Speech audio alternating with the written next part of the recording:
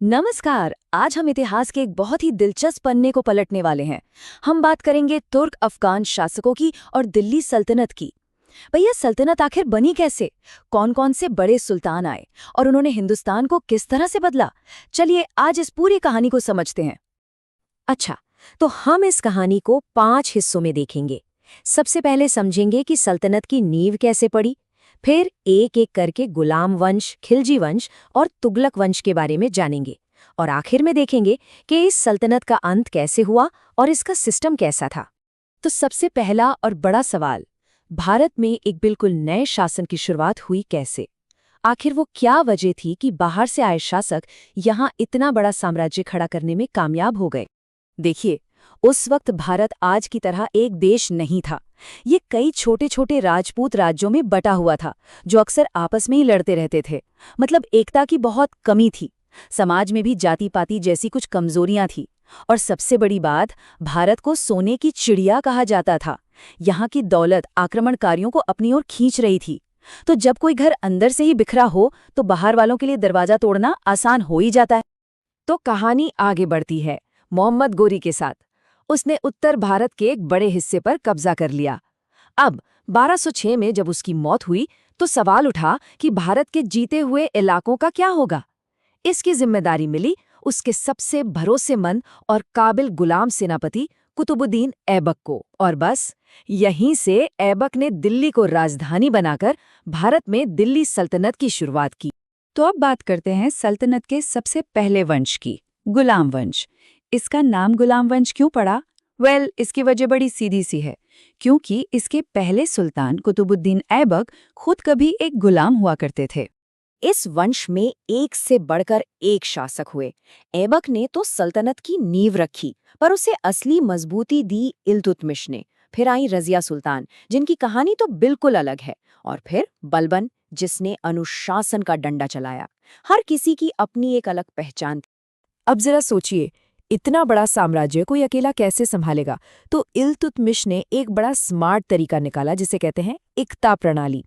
ये कुछ ऐसा था कि उसने अपने बड़े बड़े अधिकारियों या अमीरों को सैलरी की जगह जमीन के टुकड़े दे दिए, जिन्हें इक्ता कहा जाता था। अब उन अमीरों का काम था कि वो अपने इक्ते से टैक्स वसूलें, सेना रखें और वहां का शासन चलाएं। बड़ा एक क्लेवर सिस्टम था। इल्तुतमिश के बाद आई रजिया सुल्तान, दिल्ली सल्तनत की पहली और आखिरी महिला सुल्तान। वो अपने भाइयों से कहीं ज्यादा काबिल थीं, पर उनकी एक ही समस्या थी कि वो एक औरत थीं। उस जमाने के तुर्की अमीर और सरदार इस बात को हजम ही नहीं कर पाए कि एक महिला उन पर हुकूमत करे। नतीजा, उनके खिलाफ लगातार साजिशें होती रहीं और आखिरकार उनकी जान ले ली गई। रजिया के बाद जब सल्तनत में थोड़ी उथल पुथल मची, तो सीन में आया बलबन। उसने आते ही सब कुछ लाइन पर ला दिया। उसका मानना था कि सुल्तान का रुतबा सबसे बड़ा होना चाहिए, सबसे ऊपर। दरबार में एकदम सख्त डिसिप्लिन लागू किया। उसने सिजदा यानी सुल्तान के सामने जमीन पर लेटकर सलाम करना और पैबोस यानी सुल्तान के कदम चूमने की प्रथा शुरू की। मकसद साफ था, सबको ये दिखाना कि सुल्तान ही सबसे बड़ा बॉस है। गुलाम वंश के बाद दिल्ली की गद्दी पर बैठे खिलजी। और भाई, इनके समय में तो दिल्ली सल्तनत का जबरदस्त विस्तार हुआ। सल्तनत की सरहदें पहली बार उत्तर भारत से निकलकर दक्षिण भारत को छूने लगी थीं। खिलजी वंश का सबसे बड़ा नाम, सबसे ताकतवर सुल्तान था अलाउद्दीन खिलजी। वो सिर्फ एक शानदार योद्धा नहीं था जिसने एक के बाद एक कई राज्य जीते, बल्कि वो एक बहुत ही स्ट्रिक्ट एडमिनिस्ट्रेटर भी था, जिसने शासन चलाने के तरीकों में कई बड़े बदलाव किए। अब इतनी बड़ी सेना और साम्राज्य को चलाने के लिए पैसा तो चाहिए, तो अलाउद्दीन ने टैक्स सिस्टम को बहुत कड़ा कर दिया। उसने जमीन की पैमाइश करवाई और किसानों की कुल पैदावार का 50%, जी हाँ, पूरा आधा हिस्सा टैक्स के तौर पर लेना शुरू कर दिया। ये बहुत ही बड़ा अमाउंट था।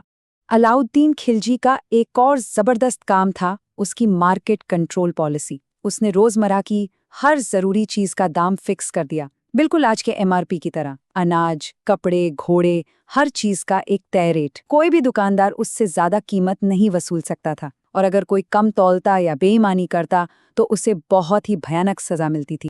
खिलजियों के बाद आए तुगलक। इस वंश को एक ऐसे सुल्तान के लिए सबसे ज्यादा याद किया जाता है जिसके आइडियाज तो बड़े कमाल के थे, लेकिन वो सब बुरी तरह से फेल हो गए। ये एक बड़े बड़े एक्सपेरिमेंट्स का दौर था। और वो सुल्तान था मोहम्मद बिन तुगलक। वो बहुत पढ़ा लिखा और होशियार था, लेकिन शायद थोड़ा ज्यादा ही आगे की सोचता था। उसने टैक्स बढ़ाने से लेकर राजधानी बदलने और यहाँ तक कि सांकेतिक करेंसी चलाने जैसे कई बड़े बड़े प्रयोग किए, पर अफसोस उसकी कोई भी योजना कामयाब नहीं हुई। नतीजा ये हुआ कि जनता को बहुत तकलीफ हुई और सल्तनत का खजाना भी खाली हो गया। जरा कल्पना करके देखिए, सुल्तान ने पूरी दिल्ली की आबादी को हुक्म दिया कि चलो अब हमारी नई राजधानी दक्षिण में दौलताबाद होगी। सब लोग 1100 किलोमीटर का सफर तय करके वहां पहुंचे और कुछ ही साल बाद हुक्म आया कि नहीं, चलो वापस दिल्ली। इस आने जाने में हजारों जानें गईं और ये उसकी सबसे बड़ी गलतियों में से एक गिनी जाती है। लेकिन फिर आया एक ऐसा सुल्तान जो मोहम्मद बिन तुगलक से बिल्कुल ही अलग था, फिरोज शाह तुगलक। उसने लड़ाइयों और अजीबोगरीब योजनाओं को छोड़कर लोगों की भलाई पर ध्यान दिया। उसने किसानों के लिए नहरें बनवाईं, गरीबों के लिए अस्पताल खोले, बेरोजगारों के लिए दफ्तर बनाए और जौनपुर जैसे कई नए शहर भी बसाए। लेकिन फिरोज शाह की मौत के बाद तुगलक वंश भी कमजोर पड़ गया। अब दिल्ली सल्तनत पर मुश्किलों के बादल मंडराने लगे थे और इसका पतन धीरे धीरे नजदीक आ रहा था। और फिर 1398 में दिल्ली पर एक बहुत बड़ा कहर टूटा। मध्य एशिया से आए क्रूर आक्रमणकारी तैमूर ने दिल्ली पर हमला किया। ये हमला इतना भयानक था कि उसने दिल्ली को लूटा, जलाया और हजारों लाखों लोगों को मौत के घाट उतार दिया। इस एक हमले ने दिल्ली सल्तनत की कमर ही तोड़कर रख दी। तैमूर के बाद सल्तनत किसी तरह चलती तो रही, लेकिन अब उसमें वो दम नहीं था। सल्तनत का आखिरी वंश था लोदी वंश, और इसके आखिरी सुल्तान इब्राहिम लोदी की 1526 में पानीपत के मैदान में बाबर से हार हुई। बस इसी हार के साथ दिल्ली सल्तनत का 320 साल लंबा सफर खत्म हो गया और भारत में एक नए और भी ज्यादा शक्तिशाली साम्राज्य, मुगल साम्राज्य की शुरुआत हुई। तो इतने सालों तक ये सल्तनत चली कैसे? इसका सिस्टम बड़ा क्लियर था। सबसे ऊपर होता था सुल्तान, जिसके हाथ में सारी पावर होती थी। उसकी मदद के लिए होते थे अमीर, यानी उसके बड़े बड़े मंत्री और सेनापति। और पूरे साम्राज्य को प्रांतों में बांटा गया था, जिनके गवर्नर को मुफ्ती कहा जाता था, जो इक्ता संभालते थे। चलिए फटाफट एक क्विक रिवीजन करते हैं। ये टेबल बहुत जरूरी है। दिल्ली सल्तनत के 5 वंश और उनके संस्थापक: गुलाम वंश कुतुबुद्दीन ऐबक, खिलजी वंश जलालुद्दीन खिलजी, तुगलक वंश गयासुद्दीन तुगलक, सैयद वंश खिज्र खां और लोदी वंश बहलोल लोदी। इसे अच्छे से याद रखिएगा। तो आज हमने क्या सीखा? हमने देखा कि दिल्ली सल्तनत ने भारत पर 320 सालों तक राज किया। इस लंबे दौर में 5 अलग अलग वंश आए। हमने इक्ता सिस्टम जैसे नए प्रशासनिक तरीके देखे और अलाउद्दीन खिलजी जैसे सुधार भी। और आखिरकार इसी सल्तनत के अंत ने भारत में मुगलों के आने का रास्ता तैयार किया। अच्छा, अब जाते जाते एक सवाल आपके लिए। ये सुल्तान जो थे वो बाहर से आए थे, लेकिन फिर भी उन्होंने भारत पर 300 से ज्यादा सालों तक राज किया। ये कैसे मुमकिन हुआ? ये उनकी किस काबिलियत को दिखाता है? सोचिएगा जरूर कि उन्होंने यहाँ के समाज और तौर तरीकों के साथ तालमेल कैसे बिठाया होगा।